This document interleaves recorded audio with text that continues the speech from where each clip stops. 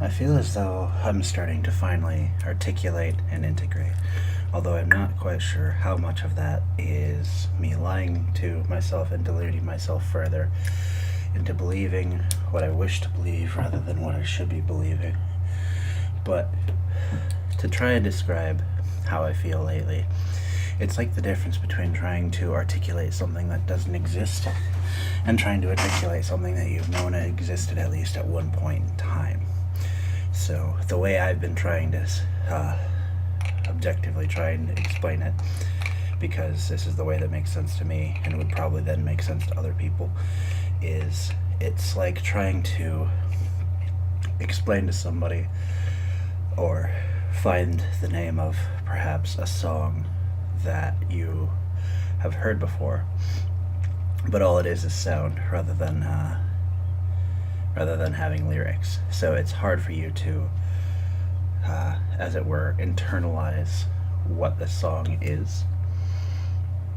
And you've definitely heard the song before, and you definitely know how it goes, but you don't know what it's called. So you're desperately trying to find out what it was called. And the more desperately you search for the answer, the less it appears. And then once you finally actually allow yourself to relax and stop thinking about it, it tends to float into your mind. This is, generally speaking, how life has been for me for basically my entire life. But as of late, I had forgotten that, and as of late, I had been trying instead to desperately cling to something that wasn't real and wasn't there. And basically, it's been costing me my sanity, my time, energy, etc. These are things that I should have been integrated long ago, but they're things that I had more or less forgotten because it had been so long since I'd used them. And now I am back to a point where I had been several years ago, which was where I'm starting to learn again rather than as of at least 2 years ago. I was busy thinking that I knew everything I could know and wouldn't be learning anything. I was trying to get through situations rather than trying to properly integrate them. I was trying to pass class rather than learn the subject, which has a use. But in what I'm trying to do now, the way I'm trying to live my life, it is not a useful ideology to think that that is a way of living.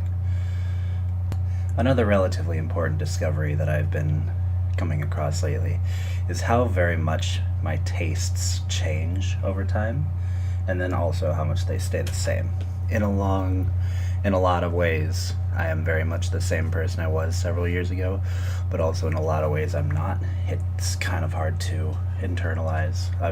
I'll use that analogy that I used earlier. How do you explain who you are? How do you properly define what makes you you? You are largely defined by what you do and those around you. Your grasp of the world is largely based on the interpretations of those who you keep around you, and I've been largely keeping to myself. So it's been hard to define who I was because I was defining myself based on persona, I guess it were. And now I've been sitting on this precipice for a while now. I've been trying to say, oh, I'm right at the edge of something, but you're always at the edge of something, whether you see it or not.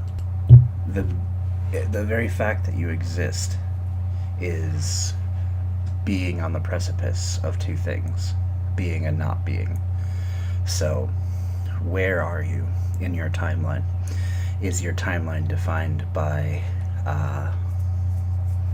what you've done, or who you be, or who you are now? Too many people, some arbitrary ideal, which is a okay starting point, but that's not necessarily what you should be doing to orient towards an end goal. That's more what you should be constantly looking at and reevaluating as you live your life and see if you are who you truly think you are, and if what you're holding as an ideal is really so ideal. And the more that I learn, and the more that most people learn, the more that they realize the things that they were holding as ideal aren't as ideal as they thought they were. And the person that has to ultimately hold you accountable will be you. So it's a question of how do you define and how do you create and how do you instantiate the things that you want as ideals?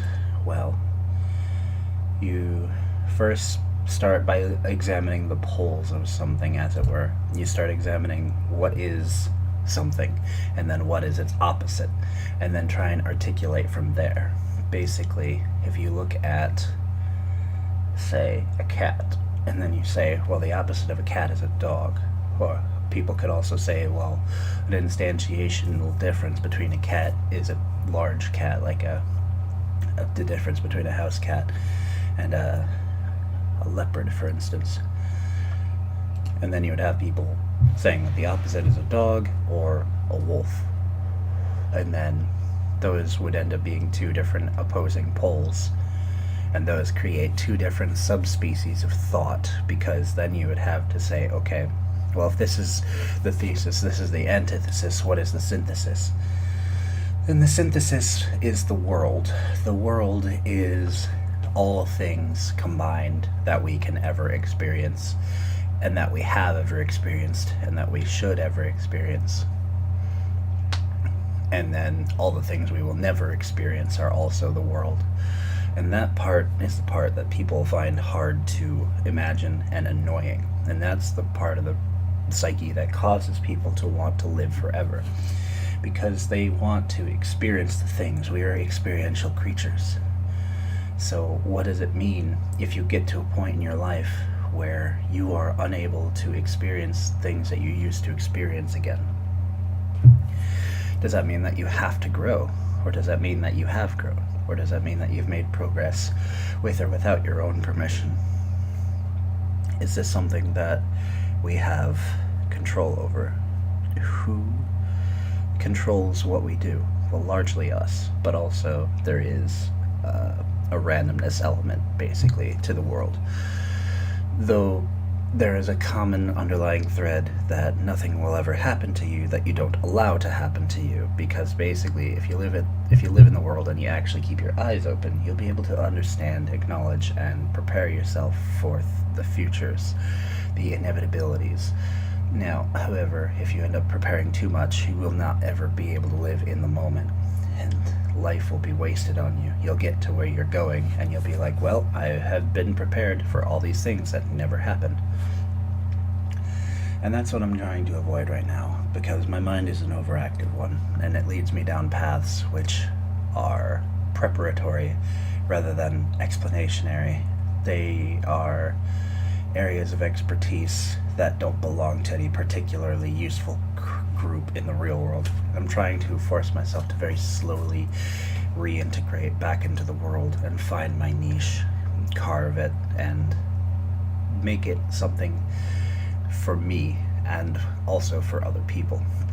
Because ultimately, I am at my best when I'm at my best. As simple as that is, it's also strangely arbitrary and hard to define. It would be easier to put it in the terms, I am me when I am me, and I had been trying to be someone who is not me, instead of acknowledging that I will always be me, even when I am changing and growing. The me that I know will be different, but that's a part of life. That's one of the hardest parts of life, is internalizing the fact that you are not the same you tomorrow as you are today, and you'll not be the same you a year from now as you were a year ago, and you can never get that you back. But you are also still the same you to the extent that all of your mistakes stay around, and they should, because you need to use those to move forward, but they also shouldn't stay around, in that you shouldn't let them limit you per se, but you should let them form you in the fact that they are a thing that you should avoid. Life is a very complicated yet also simple thing. It's just a question of how much you want to do with it.